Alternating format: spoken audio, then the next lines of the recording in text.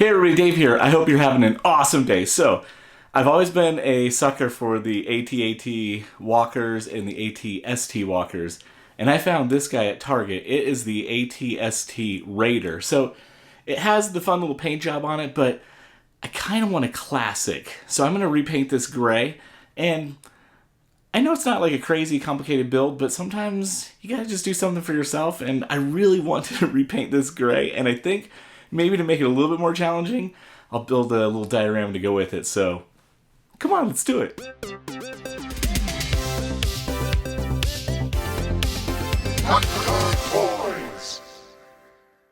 Alright, here is the AT-ST Raider. I got it at Target for $4.99.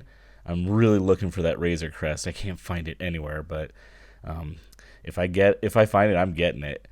Now let's go ahead and open up this package. I am the type of collector who, if I buy a toy new, I don't really like taking it out of the package, but because I'm using it for this diorama, no problem. Now this is the paint job from the Mandalorian. It's alright. It's a little on the brown side to me.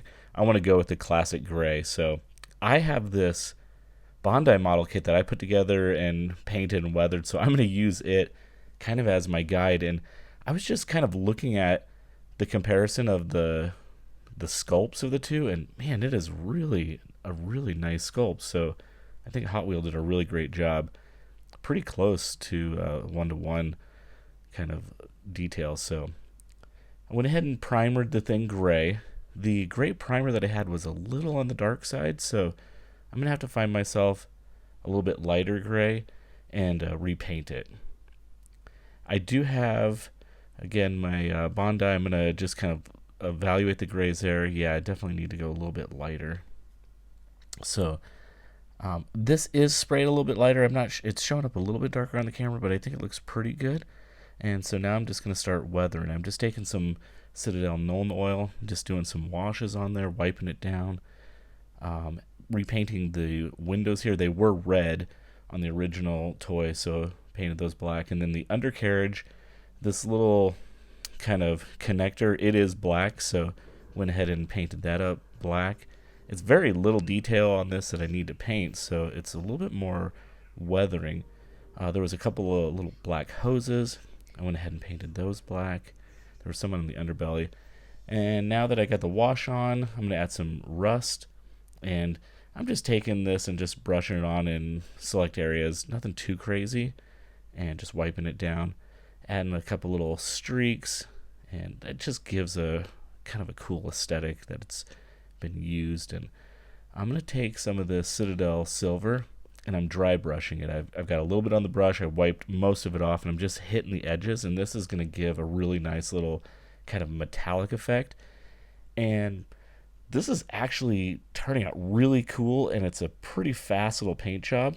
But in the end, it's given me a really, really nice AT-ST that I'm really enjoying. So I did drill out the little holes in the cannon because that looks way cooler. So here it is. That's all painted up, and I think that looks pretty great. So now I'm going to need to think about building a diorama. So that'll be the next step. But I'm pleased how this turned out.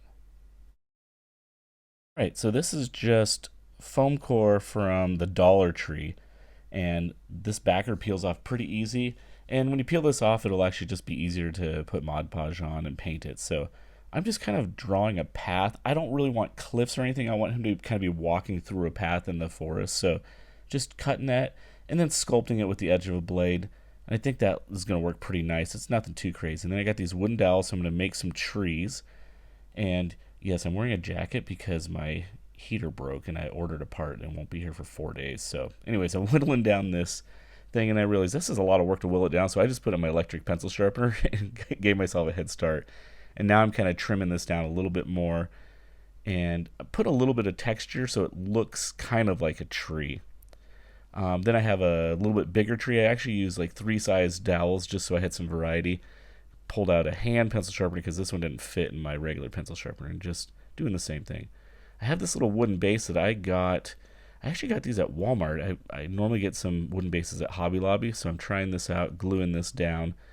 I'll get both sides glued down and then just do some Mod Podge and kind of seal that up. And while the Mod Podge is still wet, I'm going to take some sand. I just took this from my front yard, and I'm just kind of laying it on. And then I have some, this is tile grout, and I'm just trying to give some texture on the base. And then I'm going to go ahead and paint that later. But kind of putting my dowels on, checking it out. This is looking pretty good. So I painted the base dark brown. I'm going to do some washes on that. I got some little holes for the trees and put some little pieces of bark and some rocks. So I'll finish that up later. Now for the tree, I am just taking some of this picture hanging wire, cutting off some little strips. I took my little drill bit and I drilled a bunch of little holes, and really what I did was I poked a hole first with this dowel. That just helped the drill bit start because it's such a small drill bit, and that worked out pretty nice. And then I just put a little dab of glue. I ended up using pliers because I was trying to push these in by hand, and I actually pushed one of these wires about a quarter of an inch into my finger, and it hurt really bad. So don't do that. This is looking pretty good. I'm going to finish this up, glue in the rest of them. I actually did a reinforcement of glue after they were in, just so they held a little bit better. I'm going to go ahead and trim all these guys down, just kind of to get the angle of the tree. Now, I want the tree to be pretty close to the movie, or as close as I can, so they're kind of scrawny. They're not big fluffy trees, so they're kind of scrawny, but I was kind of second guessing my trees. So I saw on Boylai Hobby Time, he did this little technique where he took apart some twine and kind of put it in this wire and then twist it up, so I'm giving that a shot. May not be doing this quite right.